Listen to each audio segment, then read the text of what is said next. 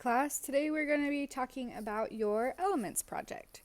So you should have already watched the elements video and you really should be a little bit familiar with the elements. Hopefully this is not the first time that you have heard about the elements.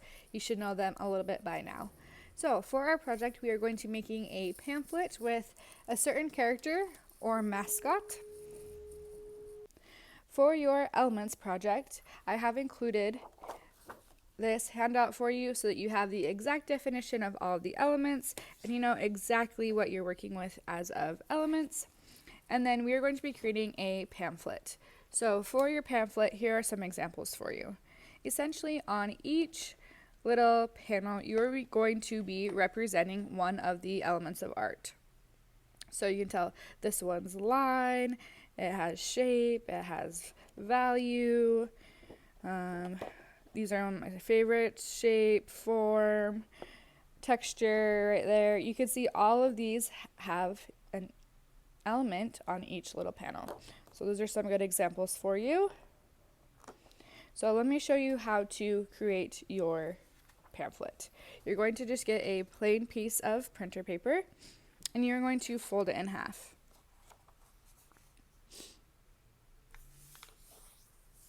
Your next step is you're going to take the flap and fold it down and then flip it over and repeat it on the other side.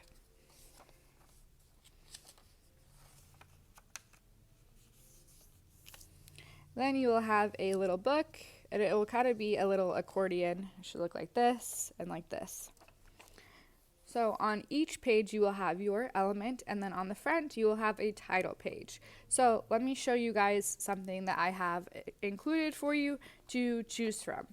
So I have included this packet of a bunch of different little characters, little logos, things along those lines for you to trace if you would like. If you want to find your own, that's a-okay, but try to keep it simple because you're going to have to draw it 8 times. If you don't want to print this out, another thing you can do is you can use your computer screen and you can put your paper right on top and you can see it right through there and you can trace it that way. I do not care if you guys do these vertical or horizontal, whichever way that your figure is going to be best.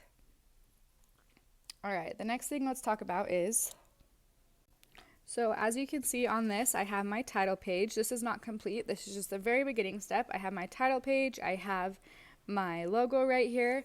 And then you're going to go ahead and draw and trace it on every single page. And then you will completely fill this up with the different elements. So back to the example. So this is what you should have when you are all finished. It should be really nice looking. It should be really neat, really complete, and I want to show you guys a art rubric to kind of help you guys reach that standard. Okay, so this is the art rubric I have in the classroom, so I wanted to show you guys so you are all aware of exactly what I'm looking for in your projects. So it needs to be neat, good craftsmanship, creative, follow directions, work habits, and elements. You always want to be up here in the smiley face. You never want to be in the sad crying face. So as long as it's neat, creative, follow directions, good work habits, which I will know if you have good work habits because I will see how far you got, and also on Wednesdays when we have our Google Meet, I will also see how far you've gone. And then a good use of elements, which is extremely important in this project.